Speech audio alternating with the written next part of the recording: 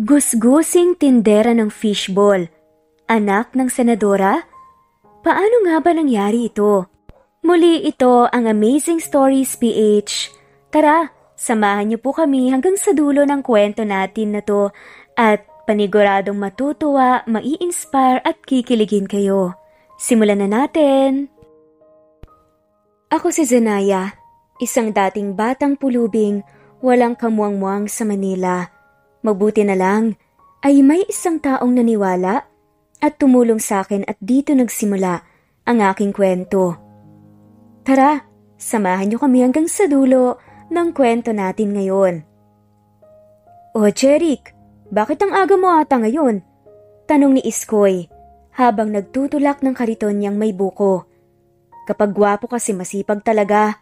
Natatawang sagot naman ni Jeric at nag-flex pa ng kanyang mga muscles.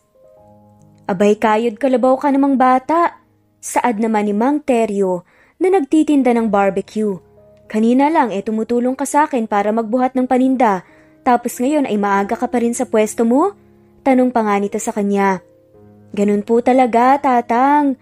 Bumubuhay kasi ako ng 12 anak Pabirong wika ng binata at nagkamot pa ng batok para maalis ang mga excess na dumi sa kanyang katawan.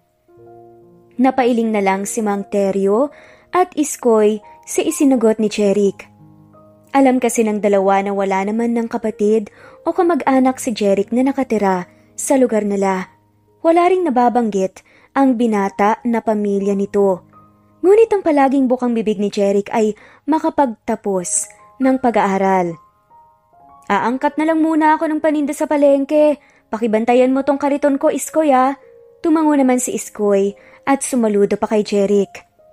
Kaunting ipon pa ata, makakapag-enroll na ako this sem. Saad ni Jeric sa kanyang isipan. 20 anyos na nga siya ngayong taon pero ngayon pa lang siya makakapag-enroll bilang college student sa paaralan ng Santa Cristina. Sa kabila ng hirap sa buhay, ay sinisikap ng binata na makapagtapos ng kolehiyo. Kaya todo kayo dito para mapabilis ang pag-iipon. Kahit na binubuyo siya ng iba't ibang babae na kakilala ni Iskoy ay hindi siya pumapatol. Dahil naiisip niyang dagdag gastos lang ang pagkakaroon ng nobya.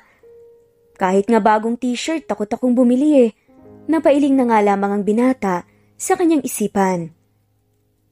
Pagdating ni Jeric sa palengke, ay panay ang kindat ng mga kababaihan sa kanya. Halos ipakita na nga ng ibang kalahati ng dibdib ng mga ito para lang mapansin niya. Ang iba naman ay panay ang kindat at pagkagat ng labi sa tuwing nadaraanan nga ng kanyang tingin. Hi, Pogi! Papa Jerry, kahit isang kiss lang. Ililibre ko na ang peche ko para sa'yo, Jeric. Ilang pahayag ng kababaihan ang napabuntong hininga. Nandito na pala si Pretty Boy kaya nagkakagulo na naman ang mga chicks dito Pahayag ni Mang Seryo. Ako lang to, tatang. Pakikisabay naman ni Jeric sa biro sa kanya ng matanda. Ano bang nagugustuhan ng mga babae dyan kay Jeric? Inis nga na pagpaparinig ni Mencio. Unang-una, gwapo. Natatawang sabat ni Rose. Bakit? Gwapo rin naman ako Lamang lang ako kay Jeric ng 3 libag. Sagot naman ni Mencio. Nagtaasa naman ang kilay ng mga nakakarinig kay Mencio samantalang si Jeric at Mang Seryo ay natatawa na lang sa bugnuting binata. Boss Mencio, ikaw pa rin ang pinakapogi sa buong palengke. Sa'yo lang ang trono ng kagaguhan. Kagwapuhan. Saad ni Jeric. Kahit hindi mo sabihin, matagal ko nang alam yon. Umirap pa si Mencio at naglakad papunta sa sariling tindahan. Nagkibit-balikat na lang si Jeric at kumuha na ng paninda kay Mang Seryo bago umangkat ng ibang bilihin kay Mencio. Tutal ay nakakakuha ng discount si Jeric sa tindahan ni Mencio. Hindi niya nalang kinakalaban ang pagsusungit at minsan ang pag-aangas nito sa kanya. Sinasakyan na lang niya. Maraming salamat po, Mang Seryo, Mencio. Mauna na ako Paalam ng binata sa mga to. Nang makarating na nga si Jeric sa kanyang pwesto, sa tapat ng simbahan ng Santa Cristana, napansin niyang may dalagitang pumupuslit sa gilid ng paninda ni Mang Teryo. Nilapitan niya ito at palihim na inipit ng tongs ang kamay nitong dumudukot ng barbecue na paninda ng matanda. Aray kuya, yung kamay ko po! Naiiyak na sigaw ng dalagita. Bakit ka nangunguha ng paninda? Hindi mo ba alam na pagnanakaw na rin ang ginagawa mo? Tanong ni Jeric. Tsaka pa lamang tinanggal ang tongs na nakaipit sa kamay ng babae. Sorry po, alam ko naman na pagnanakaw po yun kaso sumasakit na po talaga ang tiyan ko at nahihilo na po talaga ako.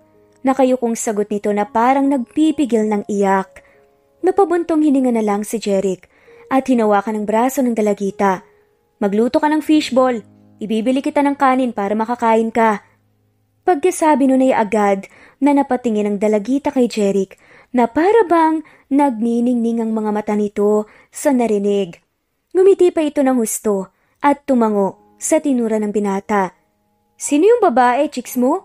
Tanong ni Iskoy na siniko pa sa tagiliran si Jeric. Mahilig ka pala sa bata ha. Dapat sinabi mo sa akin para hindi ka nagtsatsaga sa isang palaboy. Dagdag pa nito. Napakamalisyoso mo talagang tao. Hindi mo ba nakikitang pulubi ang batang yan? Hindi pa pwedeng tinutulungan ko lang kaya lumapit? Pilosopong tanong ni Jeric. Sus, ikaw? Jeric, wag nga ako ni hindi mo nga binibigyan ng mga dumadaang pulubi dito dahil sabi mo nagtitipid ka. Tapos ngayon makikita ko, inilibre mo ng fishball at binilhan mo pa ng kanin. Saad ni Iskoy na nagtataas ng 1 kilay sa binata. Hindi na lang sumagot si Jeric at dinala na ang ekstrang ulam at kanin sa di niya kilalang dalagita. Mabilis naman itong kinuha sa kanya ang mga pagkain at nilantakan. Napakagatlabi na lang si Jeric dahil kahit siya ay kumakalam na ang sikmura. Mukhang gabi pa ako makakakain. Usal ng binata sa isipan. Nasira na kasi ang budget niya dahil ipinakain niya ito sa babae. Ano po palang pangalan niyo? Tanong ng dalagita habang ngumunguya ng kanin. Napalunok na lang si Jeric bago sumagot. Jeric Royales, ikaw. Ang ganda naman po ng pangalan mo. Pangalan ko, Zenaya. Sagot naman ito. Anong apelyido mo? Tila nalungkot naman ang mukha ng babae at nagkibit lang ng balikat. Wala po akong apelyido Ulilang lubos na po ako. Malungkot na sagot nito. Taka namang napatingin si Jeric sa mukha ni Zenaya. Upang malaman kung nagsisinungaling ba ito. Paano mo nalaman na Zenaya ang pangalan mo? Yun po kasi ang tawag sa akin ng babaeng nakapulot sa akin sa gilid ng basura. Kaso po 4 na taong gulang pa lang po ako nung umalis ako sa poder niya. Ha? Bakit naman? Panguusisa ni Jeric. Palagi po kasi niya akong sinasaktan. Tapos isang gabi, pinagbantaan niya ako na kung mababa ang benta ng kalakal ko, ipagbibili niya raw ako. O kaya yung kidney ko raw at baga ko. Mabuti at nakasurvive ka sa pangunguha ng pagkain. Pabirong wika nga ni Jeric para mas malaitan ang mood. Mukha rin kasing may trauma si Zenaya sa mga pinagdaanan nito sa buhay. Pwede po bang tumulong na lang ako sa'yo? Tapos, pakainin mo na lang ako bilang bayad. Nahihiyang pakiusap ni Zenaya. Pangako Kuya Jeric, hindi na po ako mangunguha ng pagkain. Saad pa nga nito at hinawakan ang kamay ng binata. Nagdadalawang isip pa si Jeric kung papayagan niya itong makihati sa pang-araw-araw na pagkain niya. Kung makahanap naman ito ng taong loko-loko, ay paniguradong mapapasama lang ang lagay ng dalagita. Lintik, may kargo de konsensya patuloy ako ngayon. Usal ng binata sa isipan. Please, kuya. Napakamot siya sa sentido sabay sabing. Ay, sige na nga. Napahilot ng noo si Jeric habang nagko-compute ng gastos sa isipan. Napapalakpak naman sa saya si Zenaya at niyakap ang katawan ng binata. Nagkatinginan pa nga silang dalawa at awkward na umiwas ng tingin si Jeric. Natapos ang buong maghapon na tumutulong si Zenaya kay Jeric. Nagtanungan pa ang mga ito kung ilang taon na nga ang isa't isa at pabirong sinabi ni Zenaya na 13 anyos lang siya kahit ang totoo ay 15 anyos na nga siya. Paano Zenaya? Bukas na lang tayo magkikita? Ingat ka sa uwian mo. Paalam nga ni Jeric at diretsyo nang lumakad pa uwi sa inuupahan niyang maliit na kwarto sa likod ng simbahan. Palihim naman siyang sinusundan ni Zenaya habang tahimik na naglalakad. Nakalimutan siguro ni Kuya Jeric na wala akong bahay na tinutulayan. Saad ng dalaga sa isipan. Sanaya, bakit mo ko sinusundan? Biglang tanong ni Jeric sa kanya. Kahit hindi siya nito nililingon. Hindi ka pwedeng sumama sa akin dahil iisang kwarto lang ang meron ako. Puro ipis at daga pa ang ilan sa mga umaaligid sa loob ng kwarto. Paliwanag nito. Kuya, kahit sa labas na lang po ko ng kwarto mo. Humarap si Jeric sa direksyon ng dalagita at nagkunot ng noo. Hindi mo ba nagigets? Na baka kung anong isipin ng mga tao kapag inuwi kita sa kwarto ko. Napipikong tanong ng binata. Sa labas lang po ko kuya. Para po kinabukasan magigising po ako agad para makatulong sa'yo. Tsaka isa pa, baka po mamaya bigla ka nalang hindi bumalik sa pwesto mo dun sa tapat ng simbahan eh. Kiit naman ni Sanaya sa kanya. Napahilamos naman ang mukha si Jeric at piko nga na napatingin sa dalagita. Kung siya ay nakakaramdam ng inis, dahil para siyang sinasagot nito ng pilosopo, si Zenaya naman ay may matamis na ngiti na nakalapat sa labi. Ano ba namang problema ang nabitbit ko ngayong araw? Nasapon na lang ni Jeric ang kanyang noo. Sige, ganito na lang. Papatuloyin kita sa kwarto ko pero dapat ang alam ng mga kapitbahay kapatid kita na nawawala. Opo kuya, makakaalsa kang behave lang ako. Sagot naman ni Zenaya sa kanya. Pagkarating nila sa tirahan na nirerentahan ni Jeric ay agad na napatingin ang ilang kababaihan sa gawin ni Zenaya. Ang ilan pa nga ay tila nandidiring nakatingin sa kanya. Sa isip ng dalaga ay sino ba naman ang hindi mandidiri sa itsura niya? Gayong buhol-buhol ang buhok niya at sobrang dumi ng mukha at buong katawan niya. Nagulat pa nga si Zenaya nang may biglang lumapit kay Jeric na babaeng nakamaikling shorts at spaghetti na sando. Jeric, hindi mo naman sinabi na pulubi pala ang trip mo. E di sana, nagpahid na ako ng grasa. Malanting saad nito na halos idikit na ang buong katawan. Sa binata, pasimple namang tinanggal ni Jeric ang pagkakahawak nito sa kanyang braso at tinakbayan si Zenaya. Huwag mo naman sanang laitin ang kapatid ko. Kakakita lang namin kanina matapos mag-cruise ang landas namin ng bunso kong kapatid. Nakangiting paliwanag ni Jeric. Nagulat naman ang ilang kababaihan na nakatingin kay Zenaya kanina. Kung kanina ay mapanghusga ang tingin ng mga ito sa dalagita, ngayon ay nakangiti na nga ito ng matamis sa kanya. Doon pa lamang, napagtanto ni Zenaya na hindi dahil sa mukha siya gusgusin kaya siya pinagtitinginan ng mga to, kundi dahil may gusto ang ilang kababaihan kay Jeric. Iritang hinila ni Zenaya ang braso ni Jeric palayo sa babaeng humaharot sa kanya. Tara na nga kuya, masama ang tingin sa akin ng ibang babae rito kanina eh. Saad nga ni Zenaya habang nakatingin sa mga kababaihan na nagpapantasya na naman kay Jeric. Gulat man ay agad na nakabawi si Jeric at nagpatuloy na nga lamang sa paglalakad. Pagkarating nila sa kwarto, naghanap si Jeric ng damit na maaari niyang ipahiram kay Zenaya. Gamitin mo to at maligo ka doon. Turo pa nga niya sa pampublikong CR na ginagamit ng lahat ng nakatira sa kanilang eskinita. Dali-dali namang sumunod si Zenaya at pinagkasya ang maliit na timbang tubig na inigib pa ni Jeric para sa kanya. Pagkatapos maligo ng dalagita ay agad rin siyang natulog sa pinakasulok na kwarto. May pagitan pa silang 1 pulgada ni Jeric at sinusumikap ng binata na hindi mapadikit sa kahit na saang balat ng dalaga. Mababantay bata pa ako dito sa babaeng to eh. Saad nga ni Jeric sa isipan niya at tinakpan ang hita ni Zenaya. Ginamit niya ang kanyang ekstrang damit na pangtakip sa ibabang parte ng dalaga at saka tumalikod dito. Kinabukasan paggising ni Zenaya ay wala na sa tabi niya si Jeric, kaya napabangon na lang siya agad. Paglabas niya ng pintuan, ang mga babaeng may masamang tingin sa kanya kagabi ay matamis na nakangiti sa kanya ngayon habang may bit-bit na ulam. Hi Zenaya, may pagkain ako rito oh. Nakangiting abot ni Trisha, nangagahan kay Zenaya kahit nagulat pa ang dalagita, ay inabot niya na lang ang pagkain na inaalok sa kanya. Maraming salamat po. Nakangiting sagot niya. Ang akala ni Zenaya ay aalis na ang babae ngunit gulat siya nang yumakap ito sa kanya. Siguraduhin mong makakarating kay Kuya Jeric mo na binigyan kita ng pagkain na bulong ng malanding babae bago kumalas ng pagkakayakap. Napilitan naman si Zanaya na tapatan ang matamis ng ngiti ng babae sa kanya. Kaya kahit na alanganin ay tumango na lang siya bilang tugon dito. Alis na ako, masayang paalam nito. Pagkalabas ng babae ay nilantakan agad ni Zanaya ang bitbit nitong pagkain.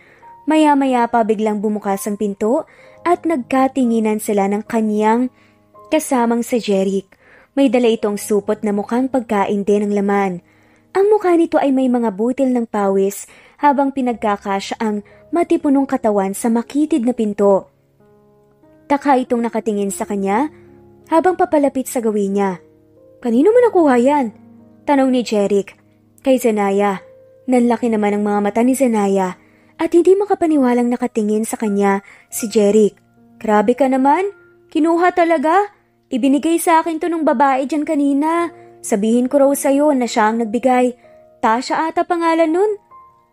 Sagot ng dalagita at muling sumubo ng pagkain. Napangiwi naman si Jeric dahil sa sinabi nito. Sa susunod, huwag kang tatanggap ng pagkain kahit na kanino.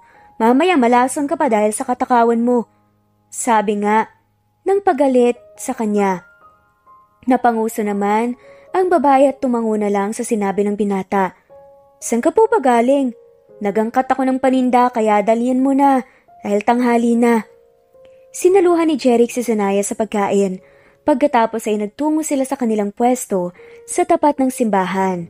Maayos naman ang pakikitungo ni Zanaya sa ibang customer. Samantalang napapansin niya naman na panay ang pagpapantasya ng ibang kababaihan kay Jeric. Hindi naman sobrang gwapo ito. Takang tanong nga ni Zanaya sa isipan at pinasadahan ng tingin si Jeric. Ang mga mata nitong nangungusap ay bumagay sa makapal at mahaba nitong pilikmata. Ganon din ang labi nitong parang araw na namumula ng bahagya.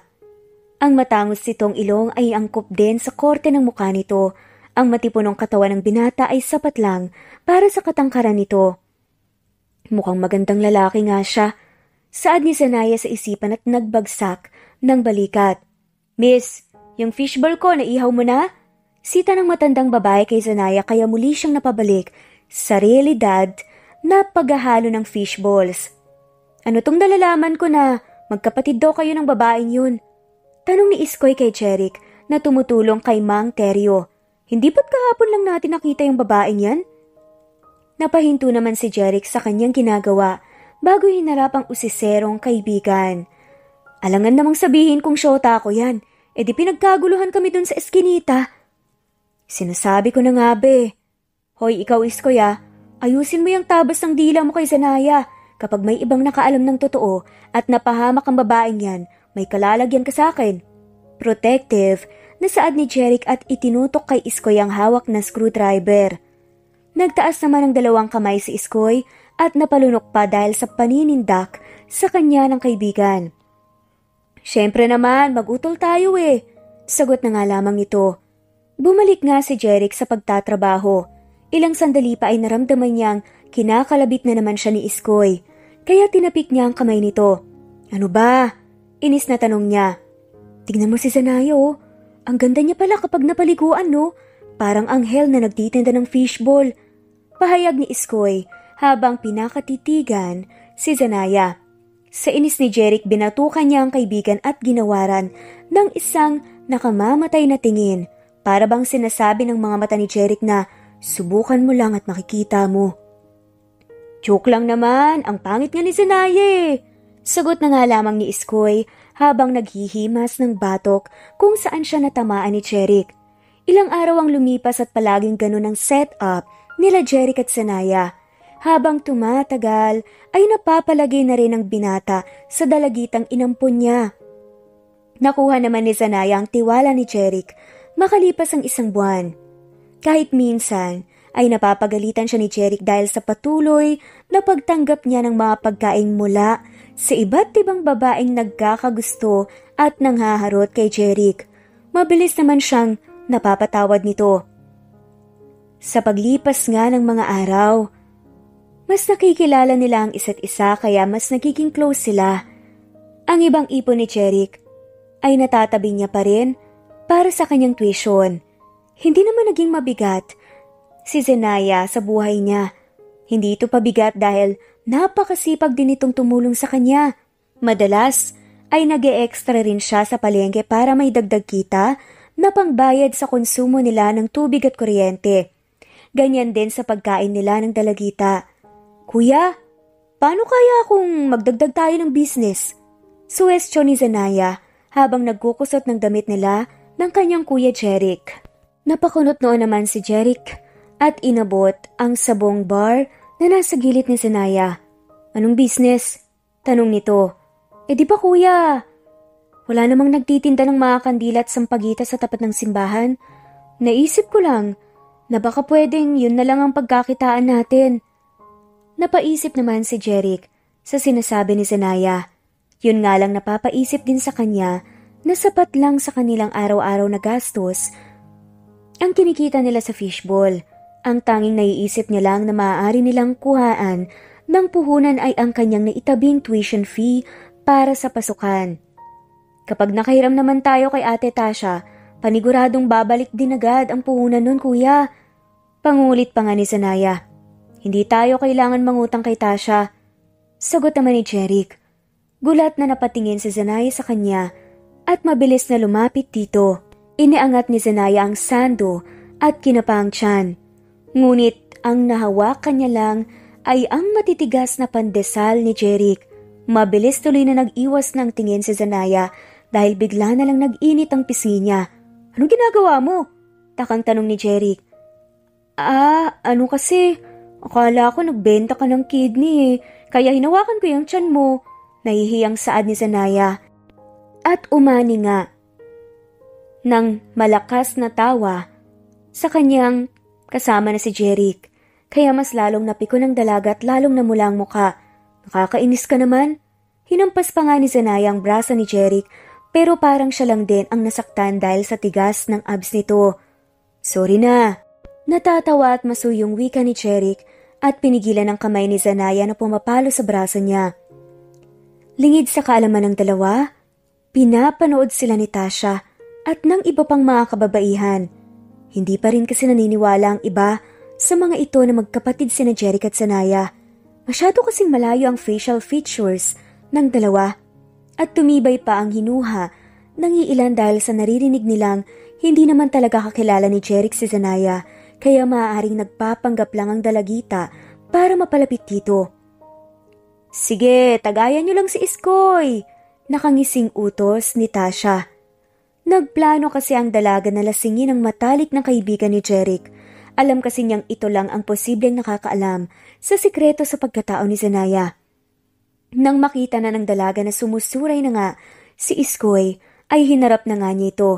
Pinauwi na rin ni Tasha ang ilang kaibigan niya, nalasing na rin hanggang sa siya at si Iskoy na lang ang natira. Uuwi na ako. Lasing na ako saad ni Iskoy at pinilit na tumayo. Ngunit mabilis siyang pinaupo ni Tasha at tinagaya ng Jean. Mamaya ka na umuwi. May itatanong pa ako sa iyo Wika ng babae. Itanong mo na para alis na ako. Umupo si Tasha sa mas malapit na silya kay Iskoy at ipinaharap niya sa kanya ang binata. Magkapatid ba talaga sina Jeric at Zenaya? Direktang tanong nga ni Tasha. Oo naman. Walang atubiling sagot ni Iskoy. Magagalit si Jeric kapag sinabi ko ang totoo. Dagdag pa nga nito. Napangiti naman si Tasha at tiniabot kay Isko ang isang bote ng gin. Ibig sabihin ba, hindi talaga kapatid ni Jeric si Zenaya? Tanong muli ni Tasha. Basta, promise mo sa akin hindi mo sasabihin kay Jeric ha? Balik tanong naman ni Isko sa dalaga. Mabilis na tumango si Tasha at sumagot ng oo naman, pangako. At panglalaglag na nga ni Iskoy. Kay Jeric? Hindi kapatid ni Jeric si Zenaya. Pulubi lang si Zenaya at nagnanakaw ng pagkain kay Mang Teryo. Awa lang si Jeric kaya kuha niya ang babae. Lasing na nga, napaliwanag ni Iskoy. bago tuluyang nawalan ng ulirat. Napangisi naman si Tasha sa sinabi ni Iskoy. Sa isip nito ay nagpaplano na nga siya para mapaalis ang dalagita sa buhay ni Jeric. Nakikita niya kasi si Zanaya na malaking hadlang sa kanila ng binata. Buhat nang dumating si Zanaya sa buhay ni Jeric ay ito na ang palaging focus nito at hindi na nga siya napapansin. May araw ka rin. Mahinang usal ni Tasha at iniwan si Iskoy na natutulog sa lamesa. Binuksan ni Jeric ang kanyang alkansya. Ipinakita ang laman kay Zanaya. Nanlaki naman ang mga mata ng dalaga at napauwang pa ng bahagya ang labi. Wow! Ang daming! Hindi na nasabi ni Zanaya ang balak niyang sabihin dahil tinakpan ni Jeric ang bibig nito. Huwag kang maingay. Mamaya may makarinig sa'yo, nakawan pa tayo. Mawala pa to. Tumango naman ang dalaga kaya binitawan nga siya ni Jeric. Diyan na lang tayo babawas ng pamuhunan. Tapos ibalik na lang natin kapag may tubo na. Sige kuya, thank you talaga. Hindi mapigilang yumakap ni Zanaya sa kanyang kuya Jeric. Kahit pagulat ang binata ay niyakap na nga niya pabalik ang dalaga.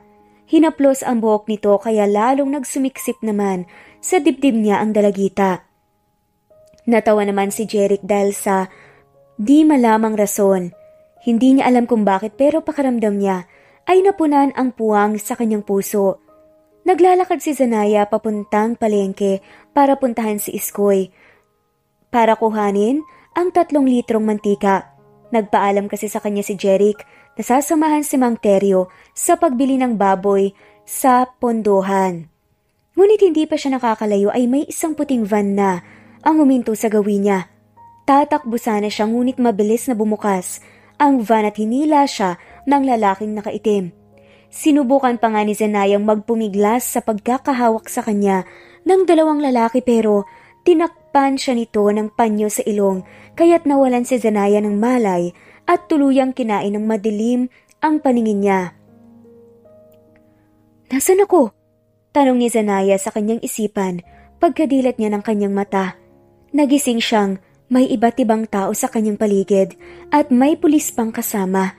Hindi rin mukhang mga Pilipino ang mga to dahil ibang-iba sa kinagisnan niyang mukha ang nakikita niya ngayon. Napabangon siya kaya't napagtanto niyang hindi nakatali ang kanyang kamay. Ngunit may dextrose na nakakabit sa kaliwa niyang kamay kaya inigilid nga niya ang tingin. This one is from the Philippines. It will be hard for us if we bring her home. What would you suggest? Maybe surrender her to the custody and let them decide for her. I think my cousin will be delighted if we bring this young lady to her. She is a half Filipina. Who, Fiona? Yes, I think it is an opportunity and privilege for this young woman to have education here in Australia. Yes, indeed. Napapatangan na lang si Zanaya habang pilit niyang sinusundan ang sinasabi ng mga banyaga. Pakiramdam niya ay siyang pinag-uusapan ng mga to dahil makailang ulit din niyang narinig ang pangalan niya at napapatingin sa gawin niya ang mga to. Diyos ko, sana naman po hindi nila kuhanin ang kidney ko. Piping dasal ng dalaga at napapikit pa ng mariin. Matapos ang ilang sandali, ay dinalhan nga siya ng isang babae ng pagkain. Malamang kung nasa ibang pagkakataon lang ay lalantakan na nga niya ang hinain sa kanya. Ngunit sa sitwasyon ngayon, hindi niya maatim makainin ang anumang pagkain ihahanda sa kanya. Itinulog na nga lamang ni Zanaya ang kanyang gutom at hinayaang lumipas ang oras. Pero hindi nagtagal ay may kamay na humawak sa kanyang buhok dahil naalimpungatan ng dalaga, napasigaw pa nga siya sa sobrang kaba. Sino po kayo? Kinakabahang tanong ni Zanaya sa ginang na nakatayo sa harap niya. Napalunok siya nang mapansing hindi ito sumagot kaagad. Mukhang spokening dollars din ng isang to. Usal ni Zanaya sa kanyang isipan. You who is? Tanong ng dalaga habang ginagalaw-galaw pa ang kamay at daliri. Nagbabaka sakaling maintindihan nga ng kausap ang sinasabi niyang balubaluktot na Ingles. Ilang segundo pa ang lumipas, at tinitigan lang siya ng ginang. Napakamot na lang siya ng kilay at napayuko ngunit laking gulat niya nang ngumiti ito sa kanya. "What is your name?" tanong ng ginang. "Zenaya po," mabilis na sagot niya. "Zenaya? Zenaya what?" Untag pa nito sa kanya. Anong isasagot ko sa kanya? Ang hirap namang makipagbardagulan kapag Inglisan. Baka una pa akong mahimatay bago ko masabi ang istorya ng buhay ko eh. Napakamot na nga lamang si Zenaya sa kanyang ulo at nag-isip ng isasagot. "Alam ko na." "Zenaya Royales po," nakangiting sagot nito. Napataas naman ng kilay ang ginang bago muling ngumiti sa dalaga. "Zenaya, hindi ka na Royales mula ngayon." Saad ng ginang bago ngumiti sa kanya na para bang naiiyak pa. "Zenaya Brizuela, ang pangalan mo from now on. You will be my heiress." Yumakap ito sa kanya at kahit na nagugulhan ay niyakap niya na lang din ito pabalik at pinatahan dahil sa bigla nitong pag-iyak. Ang importante sa kanya ngayon ay may makausap siyang nagtatagalog. Hindi na mapipilipit pa ang dila niya. Bakit hanggang ngayon hindi pa rin siya makita? Galit na hampas ni Jeric sa lamesa ng pulis. Sa tagal kasi ng panahon na nawawala, si Zenaya ay hindi pa rin ito mahanap. Lumipas na ang 5 taon pero wala pa ring lead sa lokasyon ng talaga.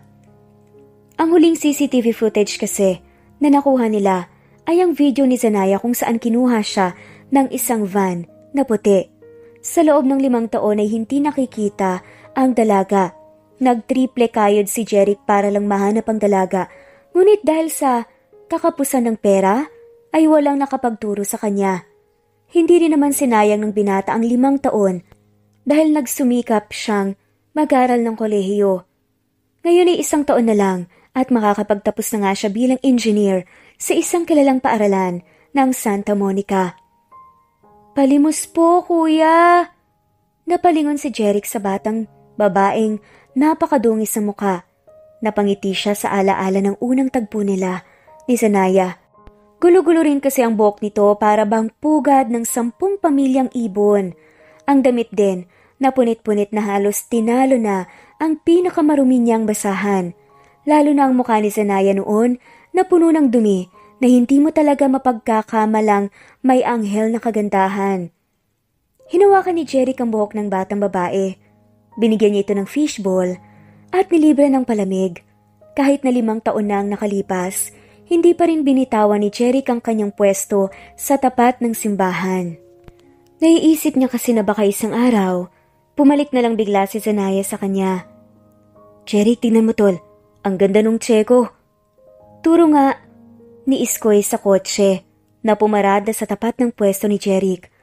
Bumukas ang pinto sa may driver's seat at bumaba ang isang babae. Nakasalamin ito at nakasuot ng kulay pink na bestida. Ang hubog ng katawan nito ay mas naging makurba dahil sa pagkakahapit ng damit. Samantalang mas naging mapusyaw naman ang kulay ng balat nito dahil sa kulay ng damit. "Grabe, Jeric, mukhang chika babes," saad ni Iskoy na inayos pa ang kanyang uniforme sa paaralan. "Umayos ka nga, Iskoy. Magiging guro ka pa man din tapos yung utak mo berde, mas berde pa sa green." Saway ni Jeric dito. "Sus, palibhasa, loyal kay Zenaya." Pangaasar ni Iskoy kay Jeric. Hindi naman siya pinansin ng kaibigan. Bumalik na lang si Jeric sa pagluluto ng fishball at hindi na binigyan pansin ng babae. Kaya laking gulat ni Jeric nang pumunta ito sa pwesto niya. Taka niyang tinignan ng dalaga dahil hindi niya alam kung bakit ito lumapit sa kanya. "Jeric?" Basag na boses ang pinakawalan ng dalaga bago nagtanggal ng shades. Hindi man lubos malaman ni Jeric ang itsura ng babae, pero ang boses nito ay halos pamilyar, lalo na ang mga mata nito, ilong at labi. "Zenaya?" Hindi makapaniwalang usal ng binata sa dalaga. "Ako nga po."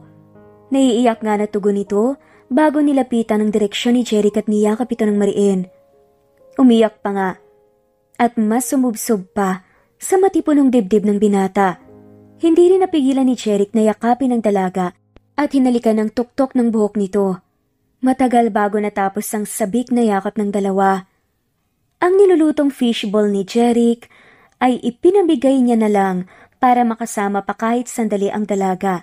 Ibinili niya na lang din kay Iskoy ang kanyang pwesto bago sila umalis ni Zenaya. Mabuti at hindi masamang tao ang nakakuha sa'yo, saad ni Jeric bago humigod ng palamig. Pinakatitigan niya ang dalaga na minsan nang nakitira sa kanya noon. Malayong malayo na ito sa dalagitang gusgusin na nakilala niya. Mukhang mahirap na siyang abutin ngayon. Tura ng binata sa kanyang isip. Isang sem na lang pala, magiging engineer ka na. Proud na tura ni Zenaya. Natawa naman si Jeric sa reaksyon ng dalaga kaya ginulo nito ang buhok ni Zenaya, gaya ng dati. Napatigil lang si Jeric dahil napagtanto niyang hindi na dalagita ang Zenaya ng kaharap niya. Sa 5 taong lumipas ay 20 anyos na nga ang dalaga at siya naman 25 taong gulang na. Sorry, dispensa nga ni Jeric at tinayos ang buhok ni Zenaya. That's totally fine, sagot naman ng dalaga. Sinulit ni Jeric ang minuto at oras na kasama niya ang dalaga bago sila naghiwalay. Saya at lungkot ang nararamdaman ng binata dahil sa pagbabagong nakikita niya kay Zenaya. Malayong malayo na ito sa dalagitang kanyang natulungan dati. Teka, tinatawag mo ba siyang kuya? Tanong nga ni Mang Teryo at Iskoy. Patay tayo dyan, mukhang nakuya zone ka. Naiiling nga na pangasar ni Iskoy. Kung hindi makuha sa santong dasalan, kunin mo sa santong paspasan. Suwestyon naman ni Mang Teryo. Napatungga na lang si Jeric ng bote ng gin na iniinom nila. Ngiwi naman ang dalawa niyang kasama dahil sa ginawa niya. Mahirap mang kanure, ika nga nila, langit na siya, lupa pa rin ako. Pagdadrama nga ni Jeric, tinapik ni Mang Teryo ang balikat ng binata na para bang pinapalakas ang loob nito. Tandaan mo, Jeric, pwede mo pa rin siyang dalhin sa langit. Tama, tama, sang-ayon naman ni Iskoy at nakipag-cheers pa ng baso kay Mang Teryo. Napailing na lang si Jeric dahil sa mga pinagsasabi ng kanyang kasama. Kung mabibigyan lang ako ng pagkakataon, hindi ko siya sasayangin. Itataya ko ang lahat, pati na patong makasama lang siya. Conviction nga ng binata sa sarili at napatingin sa kalangitan habang napapabuntong hininga. Ma'am, pasensya na po talaga. Kailangan ko po talagang umuwi sa pamilya ko dahil manganganak na si Mrs. Paalam ng isa sa mga crew ni Zenaya. Naku kuya, paano ba yan? Nakalive din si Matt dahil nang kasakit yung nanay niya. Sagot naman ng dalaga. Sorry po talaga ma'am. Alam niyo naman po na maselan pa ang pagbubuntis ni Mrs. Kamot ulong saad naman ni Berto. Sige po kuya, ayos lang po. Tugon ng dalaga at bumalik na sa kanyang opisina. Kulang na ako ng 2 tauhan ah. Mukhang mahihirapan ako nito. Usal nga ng dalaga sa isipan. Buhat nang kinuha si Zenaya ni Mrs. Fiona Brizuela. Ipinamana ang lahat sa kanya. Si Fiona Brizuela kasi, ang senador na umampon kay Zenaya. Ipinamana niya ang lahat dito.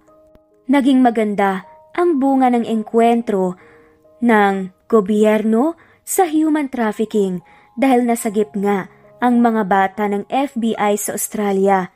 Pinamunuan nga ito ng senador na si Mrs. Fiona at si Zenaya nga ay naisipan nga niyang ampunin na lang. Pinaaral si Zenaya ni Mrs. Fiona at itinuring bilang tunay na anak.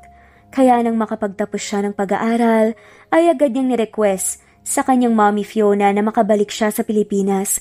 Ngunit dahil mahirap palalahanin ang pabalik sa lugar kung saan niya nakilala si Jeric, humanap pa nga siya ng investigador upang makabalik sa binata. Hello? Nia? Napatawag ka? Tanong ni Jeric sa kabilang linya. Busy ka po ba? Nahihiyang tanong nga ni Zenaya. Hindi naman. Sagot ni Jeric kahit sa katunayan ay nasa gitna siya ng klase nila sa isang major subject ng kanyang kurso. Kuya kasi may problema ako eh. Ano yun? Baka may matulong ako. Kulang kasi ako ng 2 staff sa restaurant. Baka may kakilala kang gusto ng extra work. pagbabaka sakali ng dalaga. Di ako tsaka si Iskoy. Walang patumpik-tumpik na sagot ni Jeric. Talaga? Masayang tanong ni Zanaya. Kaso, paano yung pwesto niya sa simbahan? Ayos na yon, wag mo nang alalahanin. Sige, mamaya puntahan ko kayo ni Kuya Iskoy para mapag-usapan natin. Masayang tura ni Zanaya bago binaba ang tawag. Napangiti naman si Jeric dahil mukhang sumasang-ayon sa kanya ang tadhana. Iniisip niya kasi kung paano sila mapapalapit sa isa't isa. Mukhang tadhana na ang gumagawa ng paraan para makasama nga ito. Usal ng binata sa isipan. Pagkatapos ng klase ni Jeric ay naabutan niyang naghihintay na nga si Iskoy sa ibaba ng building nila. Kanina pa si Zanaya sa labas. Excited na wika ni Iskoy. Talagang isasama mo pa talaga ako sa harot mo ha. Naiiling pa nga nagdagdag nito. Hindi na lang pinansin ni Jeric ang sinabi ni Iskoy. Bagkus ay lumabas na nga sila sa paaralan at agad niyang nasalubong ang sasakyan ni Zanaya. Kumakaway pa nga ang dalaga sa direksyon nila at nagbalik kaway naman si Iskoy rito. Hello! Masayang bati ni Zanaya. Nang makalapit na nga sila Jeric sa sasakyan nito, napaubo naman si Iskoy at tapatingin sa gawin ni Jeric dahil sa pagkakasabi ni Zanaya ng kuya. Siniko naman ni Jeric si Iskoy at alanganing napangiti kay Zanaya. Tahimik lang si Jeric sa buong biyahe habang si Iskoy naman ay patuloy ang pag-i-interview kay Zanaya. May boyfriend ka ba ngayon? Tanong ni Iskoy. Naku, wala po sagot ang dalaga. Naku, may rereto sana ako Talaga kuya, gwapo ba yan? Pabirong tanong ni Zanaya kay Iskoy. Si Jeric naman, nagkukunwaring natutulog para hindi mapunta sa kanya ang usapan. Tahimik lang itong nakikinig habang nakaantabay sa itatanong ni Iskoy. Abay oo naman, magandang lalaki yung kakilala ko, kaso medyo maangis ang datingan baka naman mamaya tamad yung ipapakilala mo kuya Pagsakay ni Zanaya sa sinasabi ni Iskoy. Hindi, sobrang sipag nito tsaka loyal. Taon ang binilang pero nananatiling tapat sa isang babae. Natatawa naman si Zanaya sa sinasabi ni Iskoy pero wala pa siyang balak magnobyo dahil gusto niya munang iayos ang lahat ng properties na iniwan sa kanya ng dating senador na si Doña Fiona, lalo na ang restaurant na pinakamamahal ng ginang. Wow, sobrang ganda dito manghang usal ni Iskoy at pinagmasdan ng buong kapaligiran. Isa sa pinakasikat na restaurant ang pagmamay-ari ni Zanaya. Ito yung pangarap ni Jeric na puntahan noon. Sa batang isip ni Jeric ay gusto niya sanang pag-ipunan ito dati para makapunta sila ni Zanaya. Ngunit darating pala ang araw na ang dalaga na mismo ang magmamay-ari ng buong restaurant. Tuloy kayo! Pinuksan ni Zanaya ang pintuan ng kanyang opisina para tuluyang makapasok ang dalawa. Talagang big time ka na, Zanaya. Hindi naman, Kuya Iskoy. Nahihiyang sagot nga ng dalaga. Ano bang gusto mo sa isang lalaki? Walang prenong tanong ni Iskoy na kahit si Jeric ay nagulat. Napaisip si Zanaya sa itinanong sa kanya. Gusto ko yung mabait, marespeto, malaga sa babae, guwapo at masipag na may takot sa Diyos. Rinig mo tol? Natatawang siniko ni Iskoy si Jeric. Sinamaan naman siya ng tingin nito at humarap sa dalaga. Ano palang magiging trabaho namin dito? Tanong ni Jeric. Kung pwede po sana si Kuya Iskoy ang assistant sa kitchen. Tapos ikaw, pagiging waiter, Kuya Jeric. Tumangutango naman ang binata. Kaso, ang kaya kong oras ay mula alas 4 hanggang alas 10 lang Okay lang ba yun sa'yo? Tanong ni Jeric. Oo naman. Nahihiya nga ako sa inyo dahil dumarating lang ako sa tuwing may kailangan. Saad ni Zanaya. Sus, wag kang mahiya. Gustong-gusto nga ni Jeric ang... Hindi natuloy ni Iskoy ang sasabihin dahil malakas siyang siniko ni Jeric sa tagiliran. Ngumiti ang binata kay Iskoy at bumulong ng, subukan mo, tatamaan ka talaga sa akin. Gustong-gusto kong magtrabaho rito ka ako. Wika na nga lamang ni Iskoy habang hawak ang kanyang tagiliran na tinamaan ng siko ni Jeric. Natatawa naman si Zanaya sa ikinikilos ng dalawa niyang kuya. Napadaan pa ang tingin ng dalaga sa magandang mata ni Jeric na kanina pa nakatitig sa kanya. Tila bumagal ang paligid sa pagitan ni Zanaya at Jeric. Para silang nag-uusap ng silang dalawa lang ang nagkakaintindihan. Pinakatitigan nga ng dalaga ang gwapong mukha ng binata habang ganon din naman ito sa kanya. May tao rito, di nyo naman sinabi na. Mamamatay lang ako sa inggit eh. Mapang-asar na wika naman ni Iskoy. Sa isip ni Jeric ay kanina pa niya gustong batukan si Iskoy. Sa sobrang pagiging ususero nito ay nasisira ang diskarte niya. Panira. Kastigo ni Jeric sa isipan. Nahihiya naman si Zanaya na tumalikod sa dalawa para matago ang pamumula ng pisngi nito. Nakakahiya ka, Zanaya. Pinagpapantasyan mo yung tumulong sa'yo na mas matanda sa'yo. Pero teka, hindi naman siya ganun katandaan sa akin ah. Saway ng dalaga sa kanyang isipan. Kinabukasan, nakarating ng mas maaga si Jeric sa restaurant ng dalaga, ngunit hindi niya ito naabutan dahil may inasikasa raw ito sa labas. Maayos naman ang naging unang araw ng binata at walang naging aberya sa trabaho kahit na ang kanina niya pang dasal ay sana makapunta si Zanaya sa restaurant kahit na sandali lang. Si Zanaya! Turo ni Iskoy sa likuran ni Jeric. Agad namang napalingon si Jeric sa direksyon ng kamay ni Iskoy. Maya-maya pa ay nakarinig siya ng malakas na halakhak, kaya inis na tinignan ni Jeric ang kaibigan. Sira ulo ka, masasapak talaga kita eh. Banta ni Jeric kay Iskoy. Inlababo yarn? Pangaasar pa nga ni Iskoy na hindi na pinansin pa ni Jeric. Si Zanaya, nandyan na. Muling wika ni Iskoy pero hindi na pinansin ni Jeric. Kaya laking gulat ng binata nang may mabangga siya sa likuran at kamuntikan pang matumba dahil sa lakas ng pagbangga niya. Mabuti na lang at nahawakan niya ang bewang ng dalaga bago ito bumagsak sa sahig. Ngunit dahil sa may anghel sa kanyang likuran, naramdaman ni Jeric ang pagtulak sa kanyang likod kaya't nawalan siya ng balanse at tuluyang natumba sa sahig. Tila tumalo naman ang puso ni Zanaya dahil sa kanilang pagbagsak. Napapikit pa nga ng mariin ng dalaga kaya pagdilat niya ay agad na nanlaki ang kanyang mata. Nagkatinginan pa sila ng mata sa mata habang may kung anong malambot na bagay na nakalapat sa labi ng dalaga. Mauna na ako, lovebirds! Saad ni Iskoy at lumabas ng kusina. Natuod naman si Zanaya at hindi makagalaw dahil sa bigat na nakapatong sa kanya hanggat sa uminit ang pisngi ng dalaga sa pagtatantong malambot na labi ni Jeric ang nakalapat sa labi niya. Agad na tumayo si Jeric at tinulungan ang dalaga na bumangon.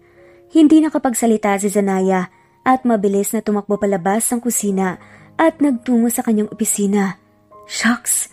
Ano yun? Tanong ni Zanaya sa sarili habang pinapakiramdaman ang kanyang dibdib na triple ang pagtibok. Ngayon lang siya nakaramdam ng ganito. Ang pag-init ng kanyang pisngi ay lalong nagsanhi ng pagkulay kamatis nito. Hinawakan ng dalaga ang kanyang labi at nagpigil ng ngiti na nararamdaman. May kung ano sa kanyang tiyan na nagbibigay sa kanya ng galak sa puso. Ito na ba ang tinatawag nilang butterfly in your stomach? Tanong pa nga ni Zanaya sa kanyang sarili. Nagpaalam ng umuwi si Iskoy at Jeric sa kanilang Ma'am Zanaya, ngunit kahit natignan si Jeric ay hindi magawa ng dalaga. Panay rin ang lunok nito habang nagpapaalam ang dalawa. Hindi pa rin nawawala ang pagkapula ng pisngi ng dalaga dahil sa nangyari sa kanila ni Jeric kanina. It's just a kiss, Zanaya. Move on. Saway ng dalaga sa kanyang sarili nang makalabas na ng opisina sila Jeric at Iskoy. May utang ka sa akin ha. Pangasar nga ni Iskoy kay Jeric. Napangisi naman ang binata at humarap sa kaibigan. Anong utang? Ang sakit kaya ng pagkakabagsak namin kanina. Natatawang tugon ni Jeric pero halatang kinikilig. Ang sakit daw. Ang tagal mo kayang bumangon kanina. Parang balak mo pa at ang matulog dun eh. Mas lalong lumaki ang ngisi ng binata at sumagot ng, halata ba? Nagtawanan ang mga magkaibigan habang nagpe-prepare ng kanilang gagamitin kinabukasan sa kanilang eskwelahan. 1 taon na lang, Jeric. Gagraduate ka na. May kaibigan na rin akong engineer sa wakas. Pabirong saad nga ni Iskoy. Napangiti naman si Jeric dahil sa sinabi ni Iskoy. Mabuti na lang at hindi niya nasukuan ang pangarap na makapagtapos ng pag-aaral, kundi lalong mahihirapan siyang abutin ang estado sa buhay ngayon ni Zanaya. Naisip ni Jeric na lahat na halos ay nasa dalaga at siya na lang ang kulang, kaya dapat pagbutihin niya pa ang pag-aaral para hindi siya maunahan sa dalagang hinintay niya ng matagal na panahon. Mr. Reales, tawag ng professor ni Jeric. Isa ka sa Dean's Lister ngayong semester. Nakangiting wika nga ng guro ni Jeric sa asignaturang Mechanics of Structure. Nagpalakpakan naman ang mga kaklase ni Jeric at binati siya isa-isa. Nagpasalamat naman ang binata sa lahat ng kanyang kaklase at masayang bumiyahe papuntang restaurant. Pagkarating niya sa trabaho, mabilis niyang hinanap si Danaya para ibalita sa dalaga ang kanyang simpleng achievement. Ngunit gaya ng isang araw ay hindi niya nadatnan ng dalaga sa opisina. Jeric, sa number 5 to. Saad ni Leo at iniabot sa binata ang tray ng pagkain. Here's your order, ma'am. Nakangiting wika niya bago inilapag ang order ng ginang. Ngunit hindi niya inaasahang matatapon sa kanyang avocado macchiato shake na order ng ginang. Kahit pa nahalata ni Jeric na sinadya ito ng babae, ay hindi na lang niya pinansin. Siya pa ang humingi ng paumanhin dito. Naku, sorry ma'am, papalitan ko na lang po. No worries, iho. Saad ng ginang at tinabig ang plato ng grilled fillet. Oops, sorry. Saad muli ng ginang at ngumiti kay Jeric. Gustuhin mang mapiko ng binata, ay tumungo na nga lamang siya. Lilinisin ko na lang po, papalitan ko na lang din to. Saad niya ng buong pagpipigil, pero mukhang hindi pa nasiyahan ng kinang dahil inilaglag nito ang kubyerto sa tsaka muling humingi ng paumanhin sa binata. Mata pobre. Napakagat na lang ng dila si Jeric at magalang na nagpaalam para kumuha ng kapalit na pagkain. Ngunit pagbalik niya ay laking gulat niya nang wala na doon ang ginang. Bayad na ba yun? Tanong ni Jeric sa isipan at nangunot ang noo. Umalis ang binata sa kanyang pwesto at agad na nag-report sa monitoring staff. Ito ba? Turo ni Lynette sa monitor ng CCTV. Siya nga yan. Pagsang-ayon ni Jeric at lumabas na nga sa monitoring room para habulin ang babae at singilin ito ng bayad. Pasigaw pa nga siyang tinawag ni Lynette pero hindi niya yon pinansin. Dumiretso ang binata sa parking lot pero hindi niya na naabutan ng sasakyan ng babae. Hindi naman siguro malulugi si Zanaya dahil sa in-order ng babaeng yun. Tanong ni Jeric sa sarili at bumalik na lang sa loob ng restaurant. Dumiretso nga siya sa loob ng opisina ni Zanaya dahil doon niya naiwan ang kanyang bag na bitbit kanina. Mabilis niyang hinubad ang nabasang uniform pang waiter at pinalit nga ang extra niya. Pinupunasan pa ni Jeric ang kanyang katawan nang biglang bumukas ang pinto at padabog itong sumara. Napalingon si Jeric sa direksyon ng pinto at nakita niya si Zanaya na bahagyang nakauwang ang labi habang nakatingin sa abs niya. Ang mga mata ng dalaga ay puno ng pagkamangha.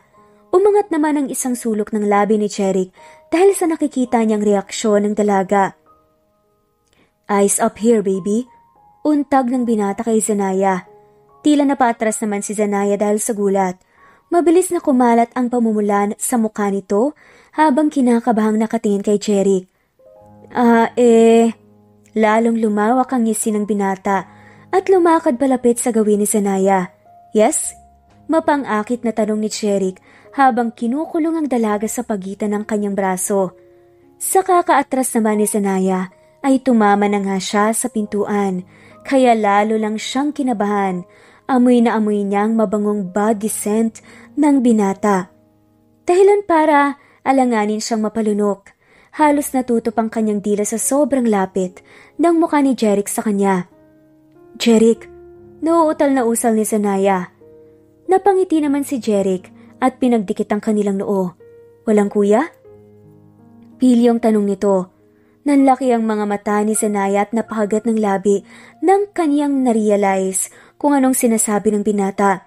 Sorry ko. Hindi na natapos pa ni Zanaya ang sasabihin dahil bigla na lang lumapat sa labi niya ang labi ng binata. Bahagya itong gumalaw kaya't lalong nanaigang kagustuhan ng dalaga. Kusang pumikit ang mga mata ni Zanaya habang nagpapatianod sa galaw ni Jeric. Tinagilid pa ni Zanaya ang kanyang labi upang mas mabigyan ng access ang binata. Ramdam naman ni Zanaya ang pagngiti ni Jeric sa kanyang labi. Kinagat pa ng binata ang ibabang labi ng dalaga, kaya bahagya itong napauwang at siniil ng halik si Zanaya. Napadpad naman sa batok ni Jeric ang dalawang kamay ng dalaga dahil sa biglang tugon. Mas pinalalim pa ng binatang halik. Ngunit dahil sa ilang katok sa pinto ay bigla na lang siyang naitulak ng dalaga. Hindi naman natanggal ang pilyong ngiti ni Jeric nang ininguso ni Zanaya ang uniforme nito.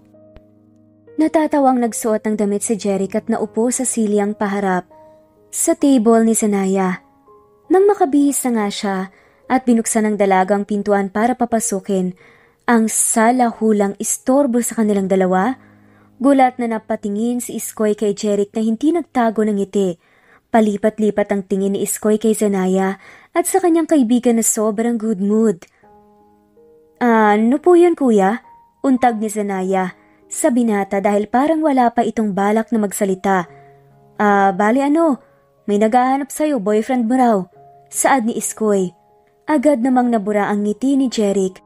Si Zanaya naman ay nagkunot ng kanyang noo at walang paalam na lumabas ng opisina. Tumayo rin naman si Jeric at sinundan ng dalaga. Pagkalabas nila ay may lalaking nakaupo sa waiting area. Nakasuot ito ng tuxedo habang nakadekwatro. Pinapagalitan nito ang isa sa mga staffs ni Zanaya na si Adrian. Parang maiiyak na nga ang binatilyo nang maabutan ito ng dalaga. Anong ginagawa mo rito, Ismael? Inis na tura ng dalaga habang hinila patalikod sa kanya ang binatang si Adrian. Ang kapal naman ng mukha mo para magpakita rito, dagdag pa ni Zanaya. I miss you too, darling. Nakaplastar ang ngising aso nang tinawag ni Zanaya na Ismael. Lumapit ito para bumesa sa dalaga pero bago pa ito makalapit ay malakas na sampalang dumapo sa pisngi nito. Inis itong tumingin sa dalaga at akmang hihilain ang kamay, ngunit nauna si Jeric na hawakan ng dalaga at itinago ito sa likod niya. Who the hell are you? Sigaw ni Ismael kay Jeric. It's none of your business. Matapang naman na sagot ni Jeric. Napangisi si Ismael at sinilip si Zanaya na nagtatago sa likuran ni Jeric. Sobrang baba naman ata ng taste mo, Zen. Pati waiter pinatos mo? Pagkasabi pa lang noon ni Ismael, ay agad nang nakatikim ito ng suntok mula kay Jeric.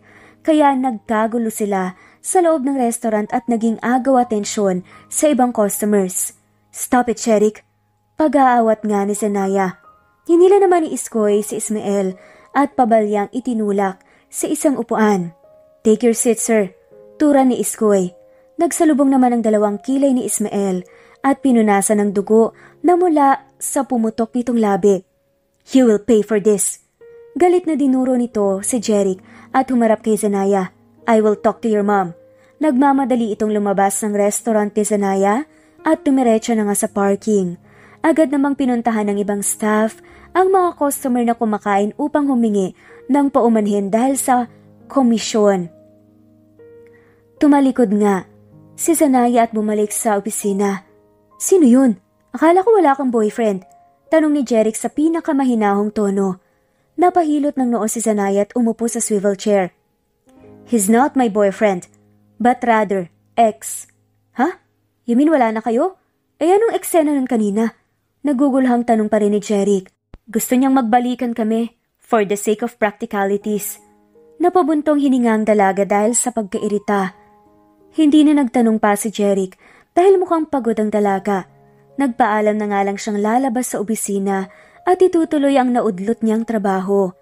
Pagkatapos ng engkwentro na yun, ay hindi na muling naghibuan si Jeric at Zanaya. Sa isip kasi ng binata ay gusto niyang makahinga ng mas maluwag ang dalaga at pakiramdam niya ay hindi sapat ang presensya niya para mapahinga ang isip nito. Bakit kaya hindi niya ako pinapansin? Malungkot na tura ng dalaga at napatingin sa CCTV monitor kung saan nakikita niya si Jeric na nagsaserve sa mga customers. Kung ipatawag ko kaya siya, kaso ano namang sasabihin ko? Napabuntong hininga na lang ang dalaga at naupo sa sofa. Ilang oras pa bago matapos ang night shift at dumiretso si Jeric sa opisina ni Zanaya para kumustahin ang dalaga. Kumatok siya ng 3 beses at tinawag ang ngalan ng dalaga, ngunit wala namang sumasagot. Kaya napagdesisyonan nga niyang pumasok sa opisina nito. Nadatna ng binata na nakahiga si Zanaya sa sofa at alanganin ng pwesto. Iniangat niya ng dahan-dahan ng dalaga at ipinahiga sa kanyang hita. Sinuklay pa nga ni Jeric ang buhok nito at bahagyang napangiti sa kagandahang taglay ni Zanaya. Isang simpleng babae na may mabuting puso. Yan ang nakikita ni Jeric sa dalaga. Hindi niya alam kung kailan ang eksaktong araw na nagustuhan niya ito, pero ang tanging sigurado niya, kaya niyang ipaglaban si Zanaya. Ang bango naman. Usal nga ni Zanaya at lalong nagsumiksik sa matigas niyang unan. Ngunit gulat nga siya nang marinig ang mahinang pagtawa ng isang lalaki kaya't nagdilat siya ng mata. Ang una niyang nakita ay kulay gray na tela na malayo sa kulay pulang sapin ng kanyang sofa. Tiningala nga ng dalaga ang kanyang muka at gulat na tumingin sa lalaking miss na miss nga niya. Ang buong akala ni Jeric ay sisigaw si Zanaya o di kaya ay babangon sa kandungan niya. Kaya laking gulat ni Jeric na imbes na yon ang mangyari, yumakap ng mahigpit ang dalaga sa kanyang katawan. Bahagya pa itong humikbi, kaya hinigpitan niya ang yakap sa dalaga. "Baby, okay ka lang?" Masuyong tanong ni Jeric sa kagigising lang na dalaga. Napangusa si Zanaya dahil sa tanong ni Jeric. "Paanong okay? Hindi mo ako pinapansin ng 5 araw." Pagmamaktol nga nito. Natawa naman si Jeric sa sinabi ng dalaga at hinalikan ng noon nito. "Sorry na. Akala ko kasi you needed space." "I need you." Malungkot na tura naman ng dalaga at umupo sa kandungan ni Jeric. Tatawirin na sana ni Jeric ang pagitan nila nang bumukas ang pinto at niluwanon si Iskoy. Laging bad timing ang mokong na to. Sa isip-isip nga nito. Pababa sana si Zanaya sa kandungan ni Jeric ngunit pinirmi siya ng binata. "Oy, nag-improve na ang level niyong dalawa." Panunukso ni Iskoy. Kahit nahihiya ay humarap pa rin si Zanaya kay Iskoy. Sa isip ng dalaga ay hindi na nga siya ang 15 anyos na dalagita noon. Kaya't may karapatan na nga siya para sa sarili niya. "Magpapaalam na sana akong umuwi. Mauna na ako. Mukhang sobrang busy kayo eh." Natatawang saad ni Iskoy at umiling na sinara na lang ang pinto. Pagkalabas ni Isko ay inupo na nga ni Jeric si Zanaya at tinulungan ayusin ang damit nito. "Ano ba tayo?" Nahihiya pero diretsahang tanong ni Zanaya. "We have to do it rightly. Niligawan kita." "You don't have to. Alam mo naman na siguro ang sagot ko, di ba?" Namumula ang pisngi ni Zanaya at nag-iwas ng tingin. "Kailangan kong daanin sa tamang lahat. Ayoko ng sakit sa ulo." Hindi na nagreklamo pa si Zanaya. Hinayaan na nga lang niya si Jeric sa kung ano ang gusto nito. Napangiti nga siya sa isiping gentleman ang kanyang future boyfriend na sana magiging future husband niya. Naging sila dati? Pangungumpirma ni Iskoy. Pinagkasundo raw sila noon ng kanyang mami Fiona para sa negosyo. Wala rin siyang magawa kundi pagbigyan ng kagustuhan ng mami niya. Paliwanag naman ni Jeric. Bakit sila nagkahiwalay? Sabi ni Zanaya, ipinagtapat niya raw kay Ismael na isa siyang ampon. Kaya nakipaghiwalay ito sa kanya. Buhat din ang sabihin niya yon ay lumabas na ang totoong pagkatao ng mokong na yon. Sa katunayan nakikipagbalikan lang si Ismael kay Zanaya dahil kailangan ng binata ang pera ng mga Brizuela. Pero dahil natutunan ni Doña Fiona ang kasamaan ng ugali ni Ismael, ay eto na mismo ang nagputol ng relasyon ng dalawa. Sa ilang beses na ipinahiya ni Ismael si Zanaya sa harap ng maraming tao, ay hindi na masukat akalain ng dalaga na may tapang pa rin ito na harapin siya. "Nandito ka na naman?" Inis nga, natanong ni Zanaya sa kaharap. "Zen, please forgive me. Nagbago na ako." Pagmamakaawa na naman ni Ismael sa dalaga. "Please leave me alone." Pagtataboy ni Zanaya at binuksan pa nga ang pintuan ng opisina. Agad namang lumapit si Jeric sa direksyon ng dalaga at ni Ismael. Lalong namula sa inis si Ismael nang mapansing nakatingin sa kanya si Jeric. "Ipinagpalit mo ko sa isang waiter lang?" Nasusuyang tanong ni Ismael sa dalaga. "Ano bang may pagmamalaki ng isang to?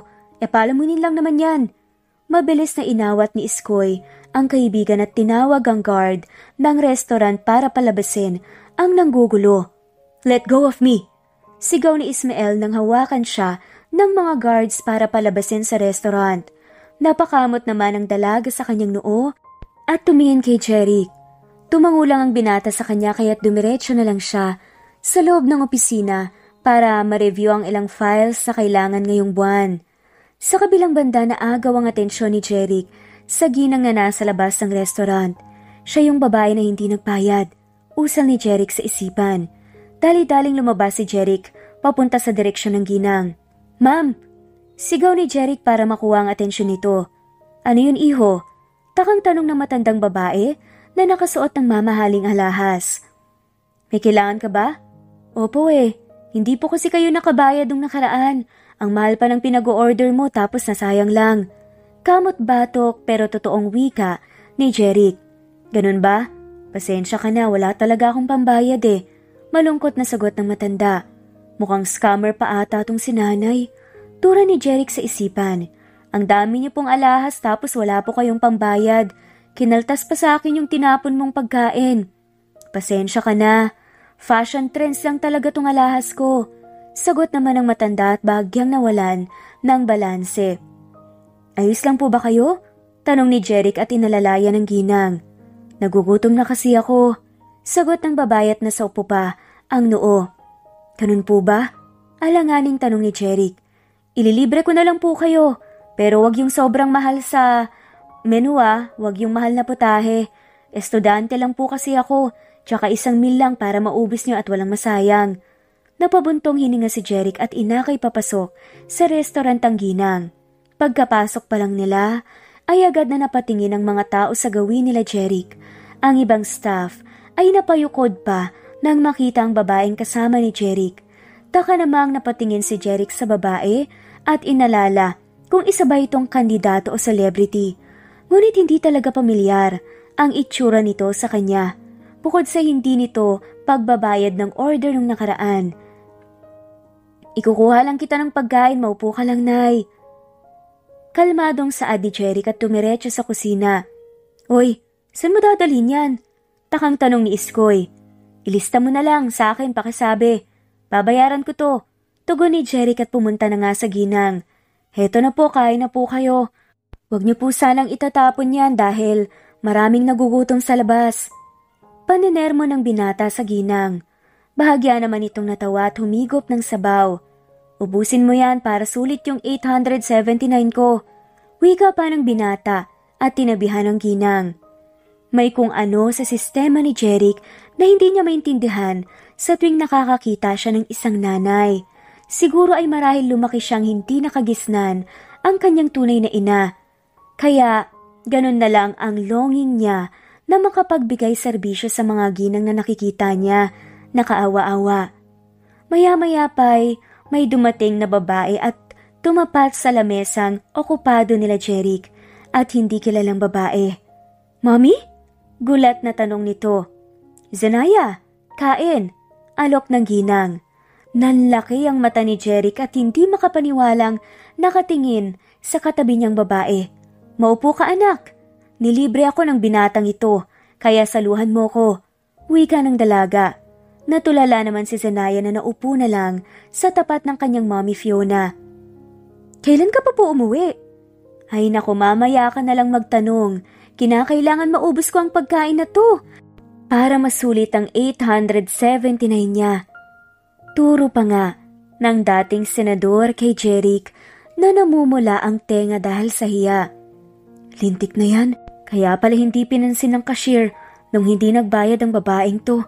Tsaka hindi ko man lang nahalata na ito nga pala yung dating senadora. Naku, wika ni Jeric sa isipan.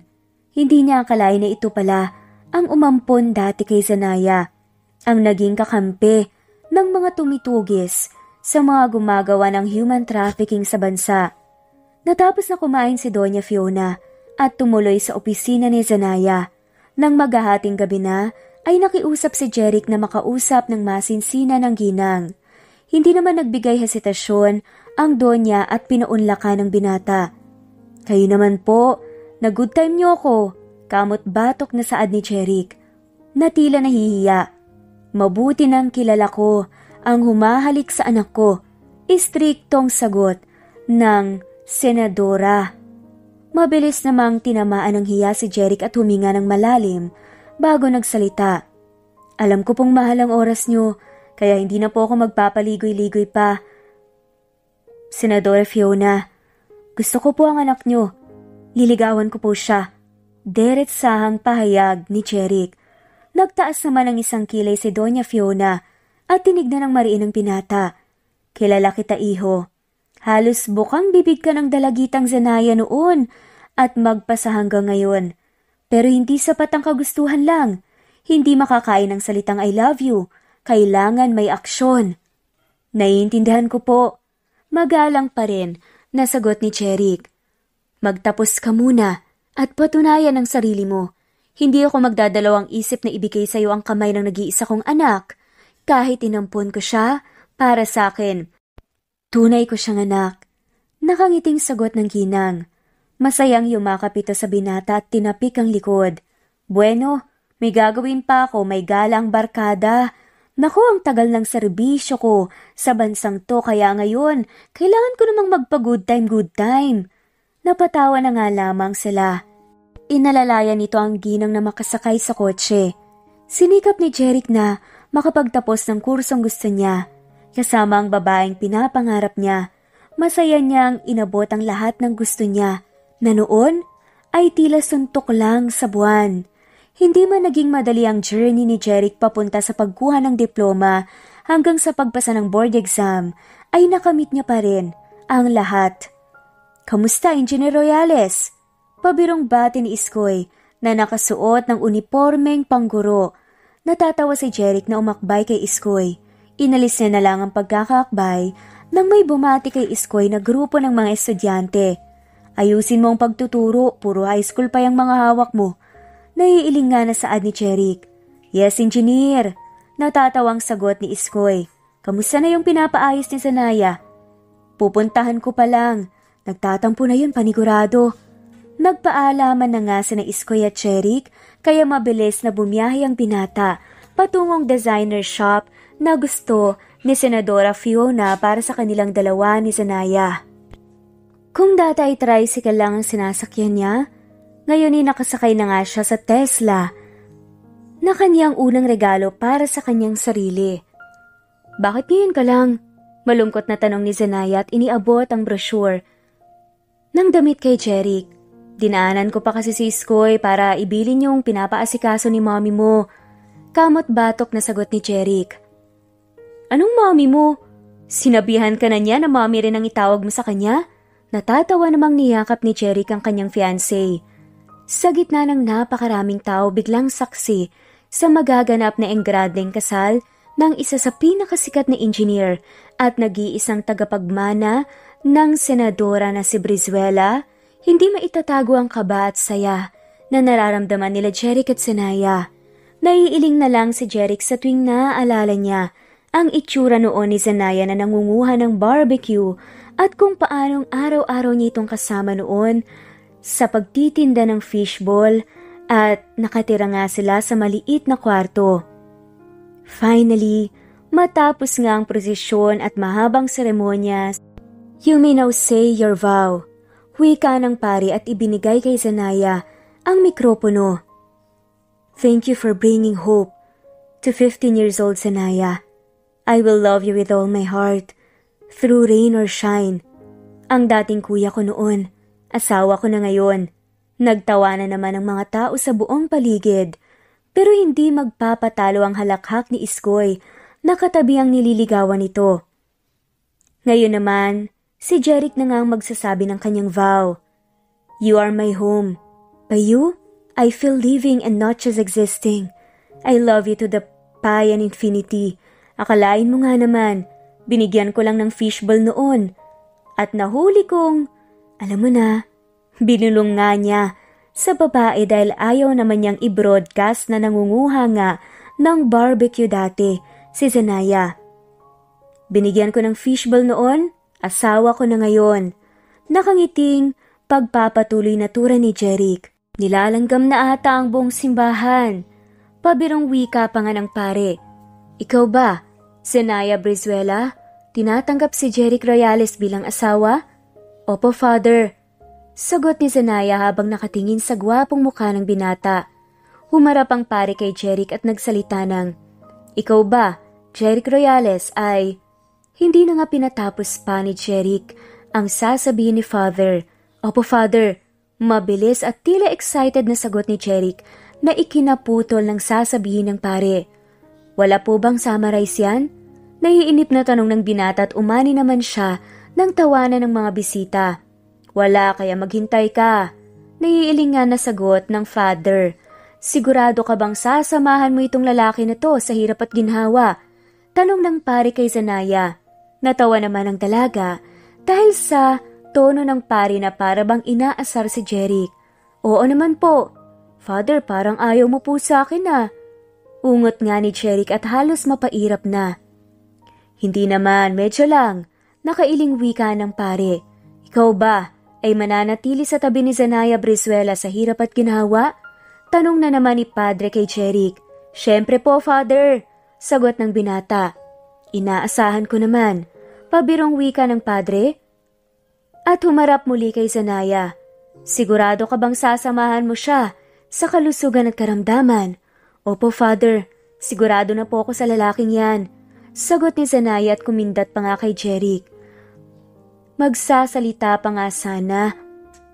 Ang pari nang biglang iangat na nga ni Jeric ang belo ni Zenaya para halikan. Nailing na lang ang padre at nagtawanan ng lahat, kasabay ng masib gabong palakpakan na saksihan ng ilang daang tao ang pag-iisang dibdib ni na Jeric Royales at Zenaya Brizuela Royales. At dito na nga po nagtatapos ang nakaka-inspire at nakakakilig na kwentong pag-iibigan ni na Zenaya at Jeric. Natunghayan nga natin sa kwentong ito na kahit gaano man kahirap ang buhay, pag may pangarap tayo, gawin natin ang lahat ng ating makakaya para maabot to sa tulong ng tiwala sa sarili at tiwala sa Diyos. Lagi nating tatandaan na maging mabait tayo sa kapwa gaya nga ng ginawa ni Jeric. Sa akala niya'y walang pambayad sa restaurant na si Senadora pala na ina ni Zenaya. Maraming salamat po sa lahat ng mga walang sawang sumusubaybay at shout out po sa mga sumusunod.